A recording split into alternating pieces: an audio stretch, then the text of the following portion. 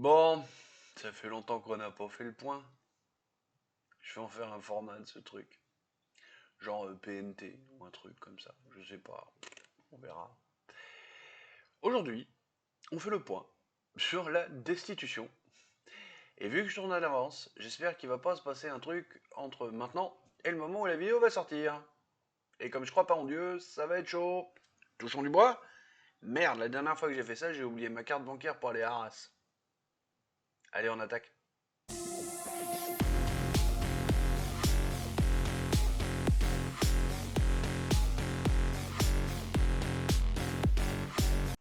Salut les biloutiers.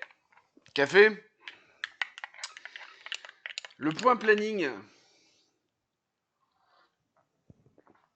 Le point planning d'aujourd'hui nous dit que demain nous avons l'épisode 84, un petit peu d'actu non actuel.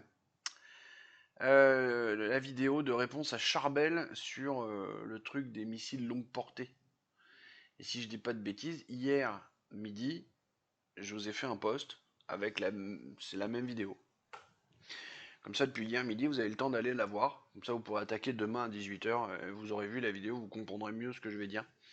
Et encore une fois, comme je le crois bien que je l'ai dit hier dans le point planning, je vais pas régler des comptes avec Charbel. Non, non, sa vidéo, elle est super bien faite. Je vais juste apporter ma lumière. Enfin, ma lumière. C'est présomptueux. Je vais apporter deux, trois trucs que je trouve importants à dire en plus de ce qu'il a dit. Parce qu'il n'y a rien acheté de ce qu'il a dit. Au contraire, il y a même des formules qui m'ont bien éclaté. Le héros de canapé au fond de son appart dans le 16e, j'ai bien aimé. Bref, après-demain, nous serons vendredi, et ce sera le mot, et nous allons faire le communisme. Après le socialisme, je me suis dit que c'était une bonne idée. Et si on faisait le point sur la destitution, on y va? Allez, go! Reprenons les informations à notre disposition. Comme j'ai dit dans l'intro, hein, en imaginant qu'il ne s'est rien passé entre... nous sommes le lundi 23. Voilà, et, matin, il est 11h. Hein, donc en espérant qu'entre cela et le moment où cette vidéo sort, il ne se soit pas passé un truc qui mettrait à mal cette vidéo. Hein, encore une fois, je la tourne en avance. Si, je peux vous le dire. En fait, là, je suis obligé de tourner plein de trucs en avance parce que je vais aller passer un week-end élargi en Suisse avec mon fils. Du coup, je suis pas là. Du coup, il faut que je tourne les trucs en avance pour pas vous laisser tomber. Parce que je suis sympa, il paraît. Reprenons les infos à notre disposition sur la destitution. Le groupe, le groupe NFP. Tiens, je vous mets là pour être sûr. Tiens, toc. Voilà, vous voyez, ça c'est la compo de l'Assemblée nationale actuellement. Et on voit que le groupe NFP fait 184 députés. D'accord? Oui, pousse-toi. Pour déposer la. Comment il s'appelle? La dissolution. Oui, non. Oh putain, j'y arrive pas, moi, ce matin. Pour déposer la destitution, pas la dissolution, la destitution, ils n'ont été que 82 à signer. Oh, ça a fait le tour, hein, il y en a pas mal qui en ont parlé. Ok, il n'y a pas besoin qu'on soit plus. Je veux dire, pour l'exemple, pour l'effet de groupe, pour la cohésion du groupe. Parce que ceux qui n'ont pas signé, donc les 102 qui n'ont pas signé, alors il doit y avoir une bande de feignants qui n'étaient pas là, on va dire, parce qu'on n'est pas gentil. Enfin si, je suis gentil, mais pas là. On va dire qu'il y en a peut-être qui sont contre. Sur l'ensemble du groupe NFP, il ne faut pas oublier qu'il y a les socialistes dedans. Hein. Et les socialistes, normalement, ils sont pas pour la destitution de Macron. Hein. Et ils seraient même plutôt contre. Hein. Donc, hein, il y a tout ça. Moi, je trouve ça un peu perturbant. Il y a 184 mecs qui... Et il y en a que 82 qui signent. Bon. Après, il faut valider ça à l'Assemblée, par le bureau de l'Assemblée nationale. Alors, je reviens pas sur toute la magouillasserie qui a été faite il y a un mois, 2 mois maintenant, je crois, ouais, c'est ça. À peu près, quand ils ont monté tous les votes à la con, les trucs avec les votes qui sont refaits parce qu'il y a des irrégularités. Ok, on revient pas là-dessus, ça a été traité en son temps. Le résultat est que le groupe NFP a une certaine forme de mainmise sur le bureau. Donc, si on prend un truc qu'on fait voter par le bureau et qui est présenté par le NFP, ça a de base 90% de chances de passer. De base. Et si on négocie, je pense qu'on arrive à 99% de chances de passer. La perfection n'étant pas de ce monde, on va laisser un petit point, un petit pourcent qui traîne. Hein, mais bon, vous avez compris ce que je voulais dire. Ça ressemble plus à une formalité administrative qu'à un réel enjeu politique. Et maintenant, quelle est la suite?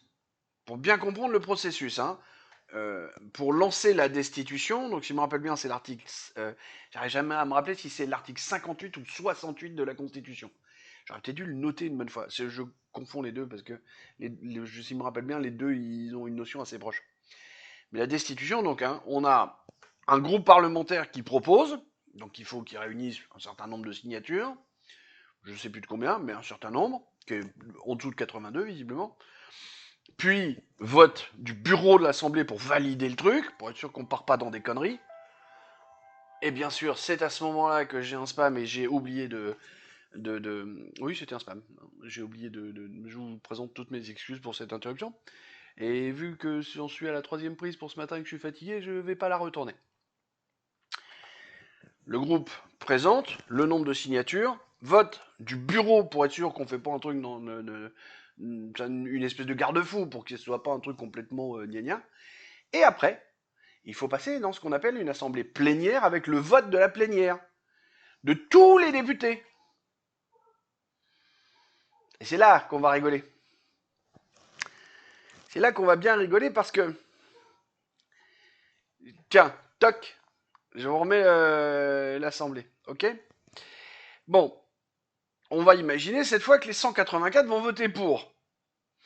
Mais on va aussi imaginer que les... Alors, pardon, j'ai plus vu, c'est 166, le gros bloc jaune, là.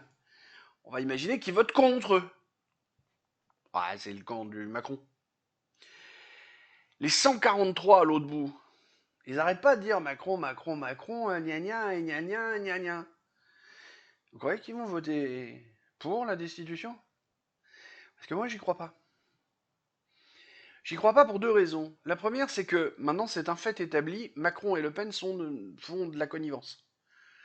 Au départ, il y a ce truc qui est sorti. Alors, c'était marrant parce que quand on parle des effets secondaires, quand on parle de 2-3 trucs comme ça, là, complotiste. Faut vraiment que j'aille fabriquer le truc avec Jean-Marie Bigard, là. Ça peut être marrant de l'incruster à ce moment-là. D'accord? Mais le fait de dire que Marine Le Pen a adoubé Michel Barnier, non. Ça n'a même pas été complotiste, ça a même été plus ou moins démenti. Enfin, et puis ça finit par dire, bah si, en fait, c'est vrai. Tel jour, il y a machin qui a appelé un tel. Parce que l'emmerdement d'un président de la République, entre guillemets, hein, d'un président de la République, c'est que il peut appeler personne en scred. Ben non. Tout le monde regarde tout ce qu'il fait, comme pour le Premier ministre. Ça veut dire que à chaque fois qu'il y a un appel officiel du président vers machin, alors si, en fait, en vrai, hein, il y a des moments où il peut être dans sa piole et puis appeler quelqu'un peinard. Hein.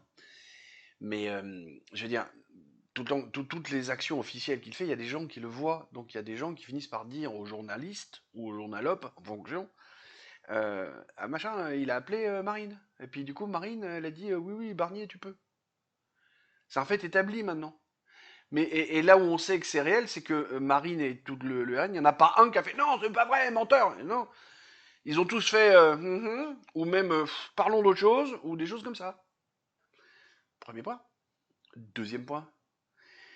On sait d'ores et déjà que pour la niche parlementaire du je sais plus combien d'octobre, le RN va proposer l'abrogation de la réforme des retraites, sujet cher aux mélanchonistes et associés. Et ben eux ils ont dit non, c'est le RN qui propose, alors nous on votera pas. Bah t'es con, ils proposent le truc que tu veux faire. Donc du coup, si LFI est capable de faire un truc de maternelle comme ça, RN est parfaitement capable de faire un truc de maternelle comme ça. Donc pour ces deux raisons-là, vous allez voir que la destitution ne va pas être votée. Elle avortera. Philippot est tout content de voir qu'il y a des gens qui prônent la destitution. Il dit, et j'en ai rien à foutre que ce soit les gens de la FI. Il a raison, hein, mais moi aussi je suis le premier. Moi j'en ai rien à foutre que ce soit la FI. Ce que je voudrais, c'est que cette procédure aboutisse. Et malheureusement, elle n'aboutira pas pour des petites magouillasseries qui rapportent pas mal d'argent à ces gens-là. On n'oublie pas que ces gens-là, chacun unitairement, palpent 7 000 € par mois à venir blablater de politique. Et pour certains, à déblatérer des insanités, parce qu'ils sont incultes. C'est l'état de la France que j'avais envie de vous présenter aujourd'hui, ou la facette de la France que j'avais envie de vous présenter aujourd'hui, qui me réjouit pas, mais qui est tristement réelle. Sur ces bonnes paroles, des poutous, mais pas Philippe. Et oui, j'ai fait exprès de bien détacher, bien prendre mon temps,